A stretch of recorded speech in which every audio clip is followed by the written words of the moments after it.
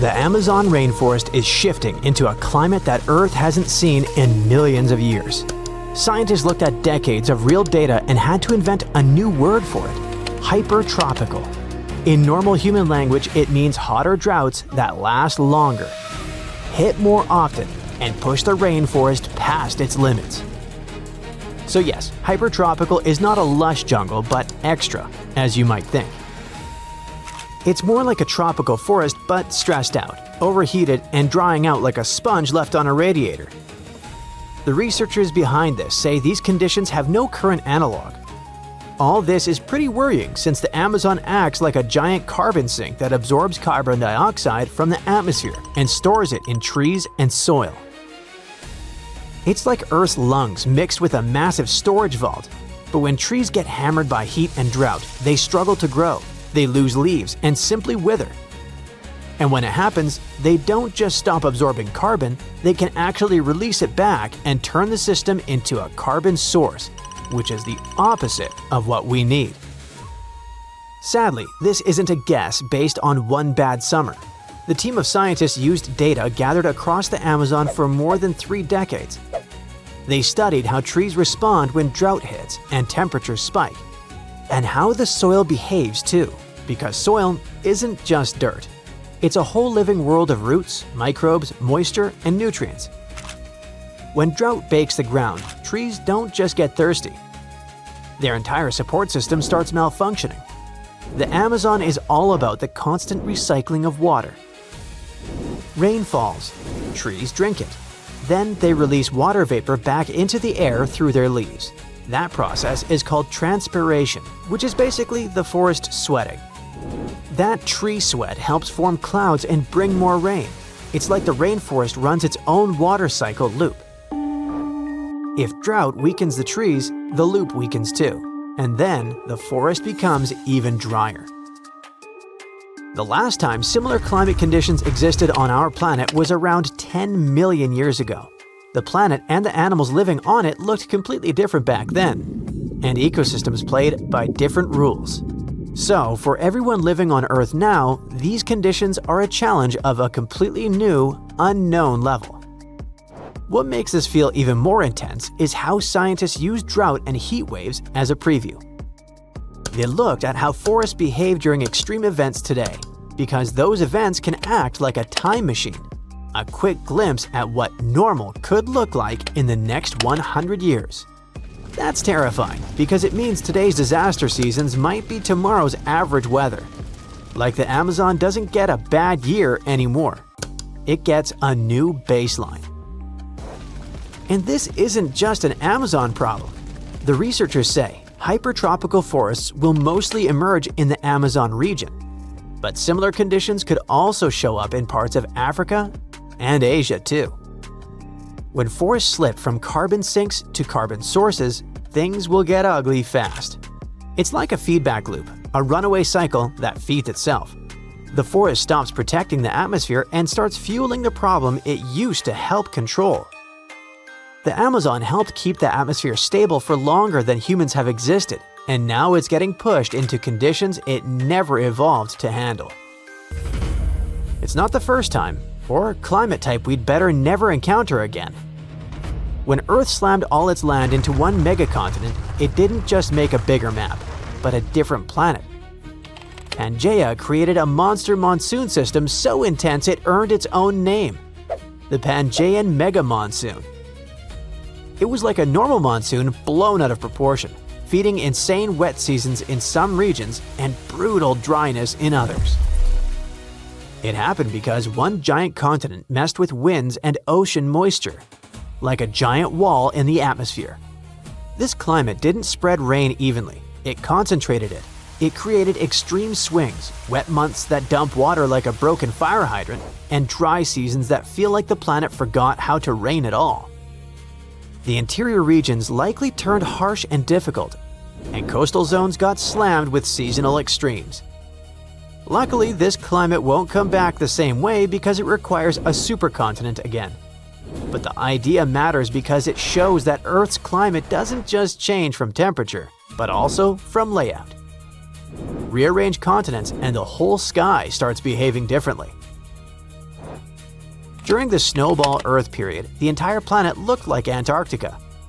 Ice was stretching almost everywhere, possibly all the way to the equator.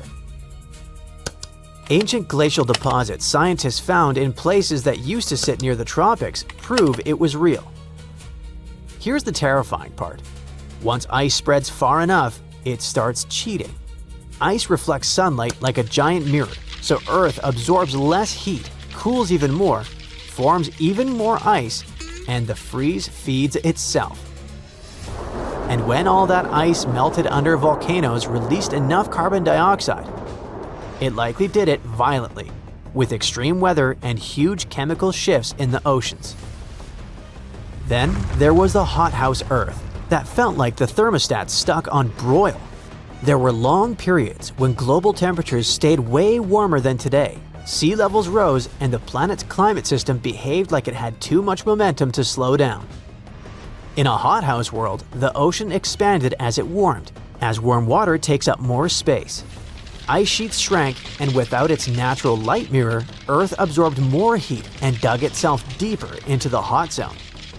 Warm conditions messed with rainfall patterns and turned some regions into non-stop flood zones, while others dried into permanent drought. We should all be happy the next horrible climate scenario, anoxic events, have not happened for millions of years. But they did happen many times in the past, and may have contributed to mass extinctions. The ocean looked normal from above, but underneath, huge regions turned into low oxygen zones. Part of the ocean became stratified, meaning the layers stopped mixing properly. Warm surface water stayed on top, deeper water got cut off, and oxygen stopped refreshing the depths. Then bacteria took over, breaking down organic matter in ways that created nasty chemical conditions. Whole ecosystems collapsed, and it didn't take a meteor to trigger it. Just the wrong combo of warming, nutrient overload, and messed up ocean circulation. These events also left behind black, organic-rich sediments, like the ocean wrote down the disaster in dark ink. And the creepiest part is that the ocean anoxic events didn't feel like a dramatic explosion. They felt like a slow suffocation of the sea. After you learn about all these, some climate models from the past don't sound that scary after all. The Carboniferous Earth looked like it got trapped in wet mode. Giant swamps stretched across continents, and forests soaked the world like a sponge that never dried out. The air carried more oxygen than today, which sounds nice until you remember what oxygen does to insects. This was the era that produced giant creepy crawly legends like millipedes the size of a car. This climate also allowed to building huge coal deposits because withered plants piled up faster than nature could break them down. So the climate didn't just create scary life, but also fuel for the future. Coal formed because the planet had endless swamp forests and the right conditions to bury carbon instead of recycling it. This climate won't come back because Earth's continents, ecosystems, and carbon cycle don't run the same way now. During the early Eocene period, our planet ran warm enough that the poles didn't freeze the way they do now, and the temperature gap between the equator and the Arctic shrank. Scientists call this an equitable climate, which means Earth felt more evenly warm across latitudes.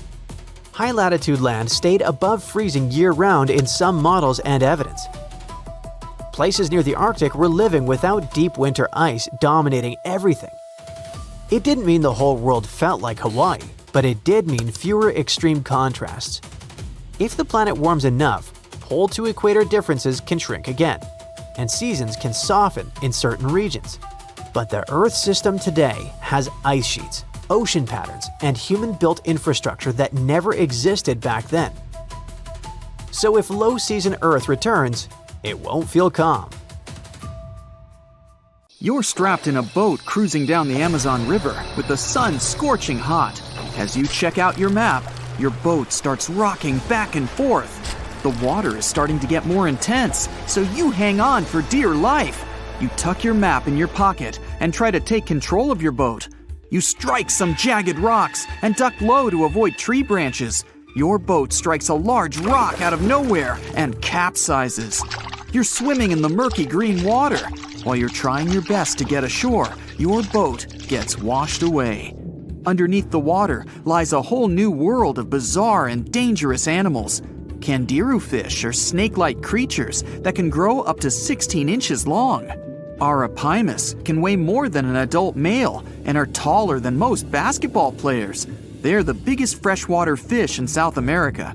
They have a hybrid gill system that forces them to pop up to the surface every 5 to 15 minutes to breathe in oxygen for their large swim bladder. You swim out of the raging water and dry yourself off. Oh no, your map is completely soaked. There's no way you can get to your destination without it. You venture into the thick rainforest, shoving the branches and leaves away. As you get deeper, you notice something on a tree. It's barely moving, but it's got sharp claws and a raggedy coat.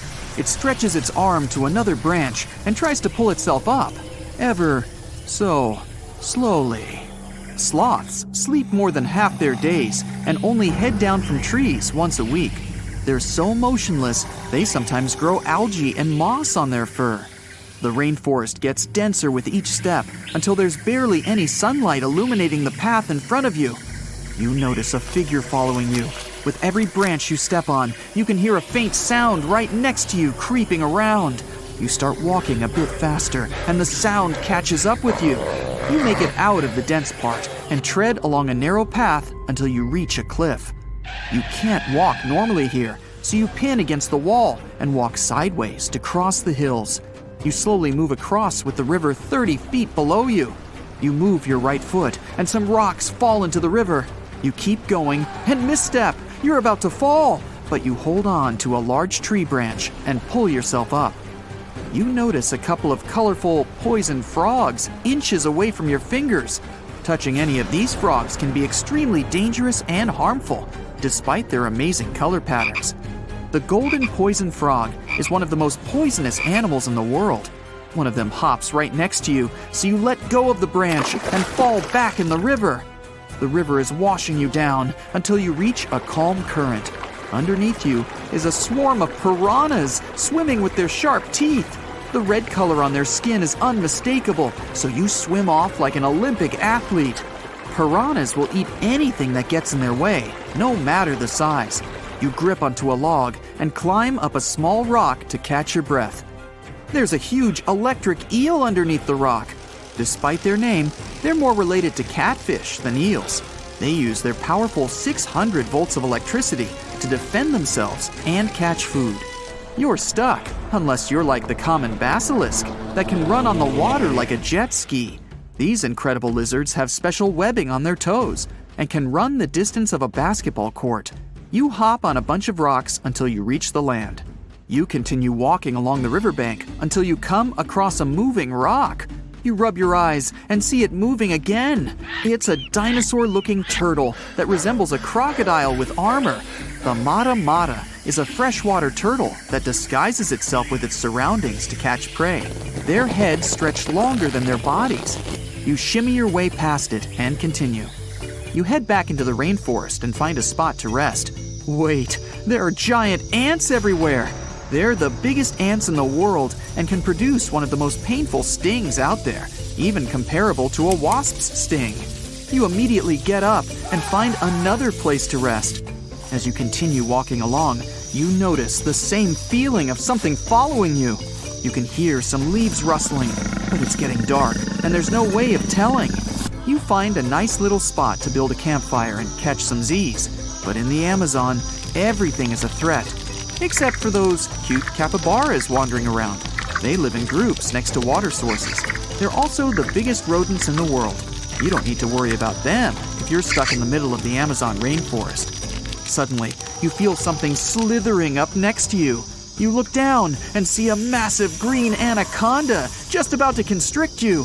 They are the heaviest snakes in the world and can grow up to 20 feet long and have a huge appetite. You get up and sprint your way out of there. All right, you found a decent cave to crash in. It's daytime again, and you're still alive. You continue walking along the rainforest. You were able to find some breakfast to boost your energy for the rest of the day. You spot something on a tree that looks like a branch, but it's actually a potu, a master of disguise that can spend days motionless on broken tree branches. These bizarre birds use those branches as their permanent home, where they lay their eggs and chill all day. You continue your way through the rainforest and see a Brazilian wandering spider crawling on a tree branch right in front of you. 8 of these species can be found in the Amazon area. They are some of the most aggressive and venomous spiders out there. So, you make a big detour and walk away from it. You feel someone walking next to you again, but you still can't figure out what it is. You see a steep cliff with a waterfall hitting a large lake ahead of you. Looks peaceful, until you see a team of black caimans gathering around the shore. They're the biggest predators in the whole Amazon ecosystem and feed on anything that moves. It's a good thing you're on high ground, otherwise, whoa! You slip and fall down the river, right on the deep end. So far, no caimans spotted you. You swim underwater and try to get to the opposite end of where the reptiles are.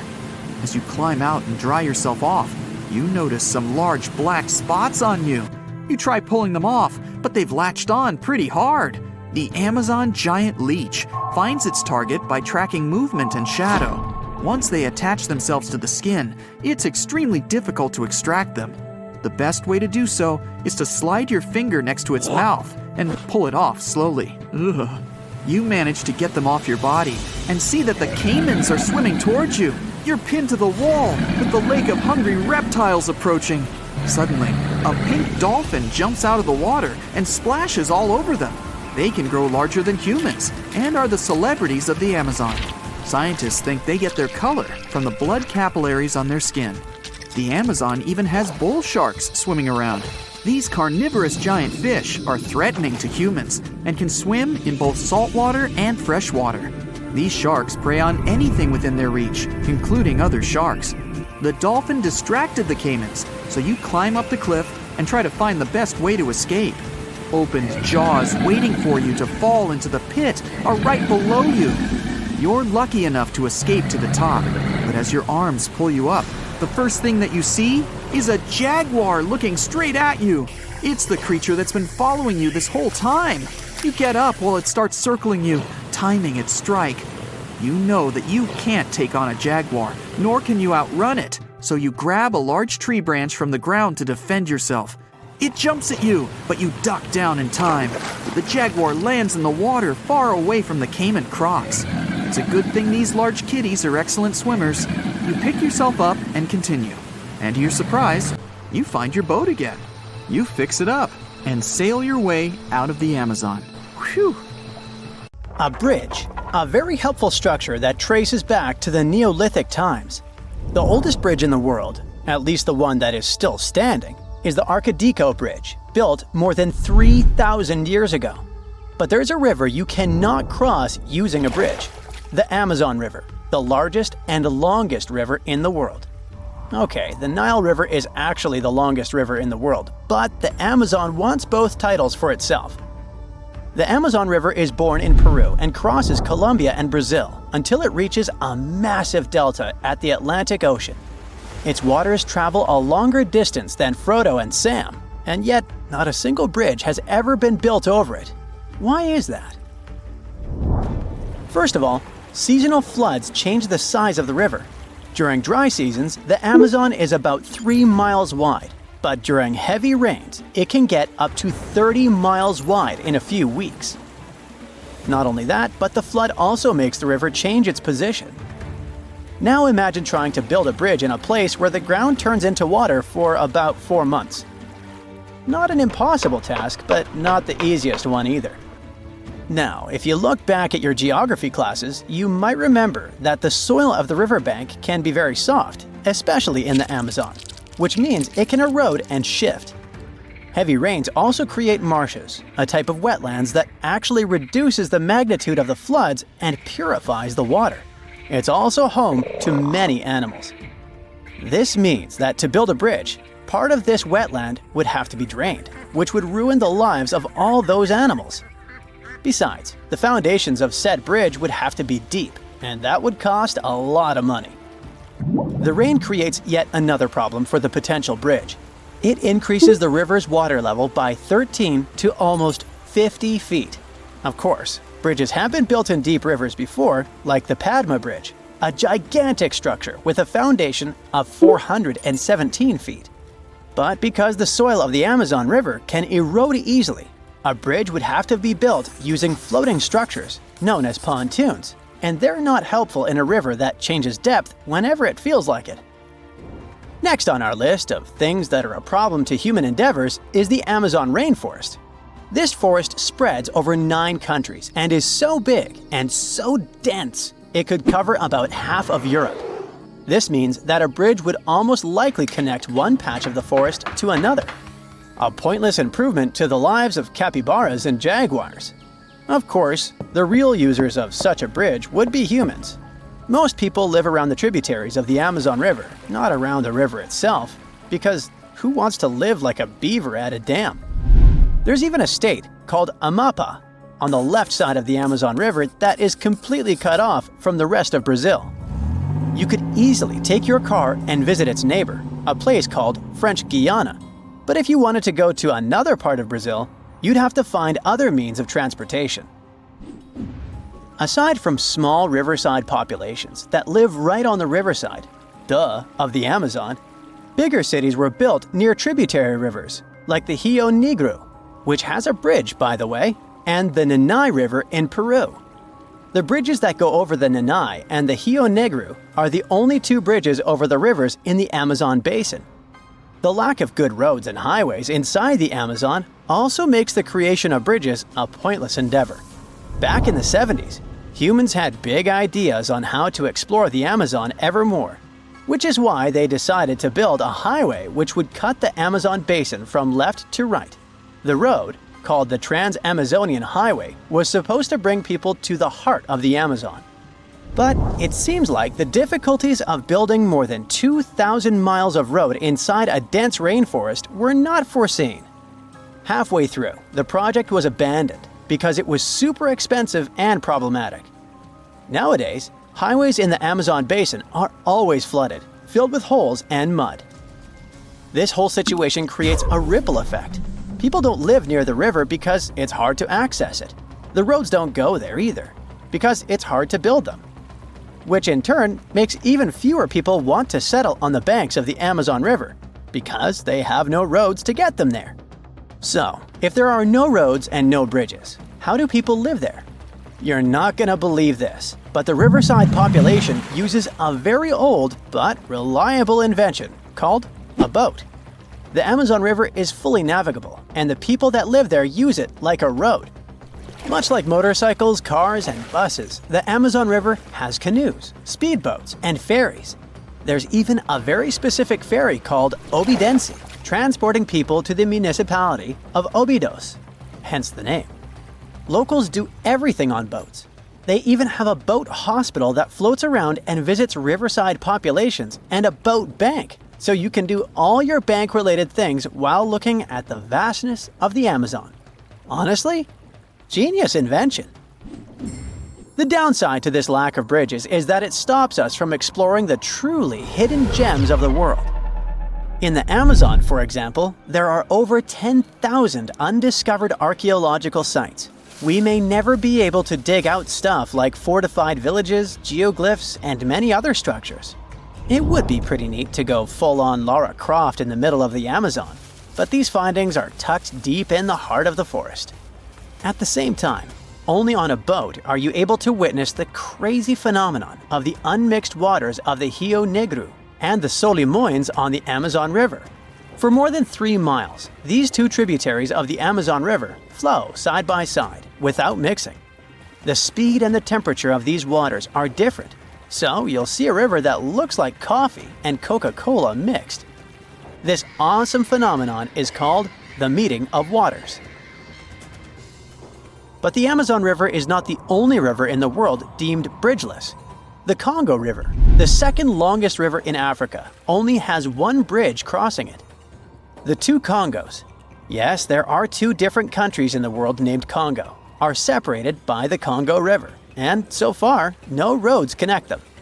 Also, fun fact, Some geologists believe that back when Gondwana existed and the continents were all cuddled together, the Amazon and the Congo River were one river connected to each other.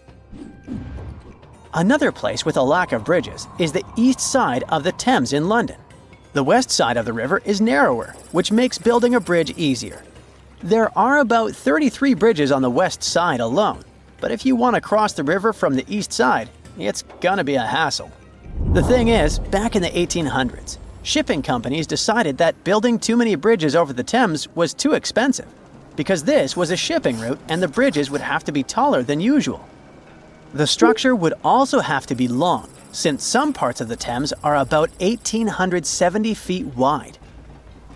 But building long bridges is not a problem per se. In Rio de Janeiro, for example, you can find the Rio Niterói Bridge, which is about 8.26 miles long. Back when it was built in the 70s, it was the second longest bridge in the world. The bridge is so long that in 2018, a girl was born while her mother was crossing it, and now the birthplace in her birth certificate is literally the bridge. There's also no U-turn on it, so if you drive onto the bridge by mistake, you're in for a long drive. So next time you feel like exploring the Amazon, remember to pack your own boat.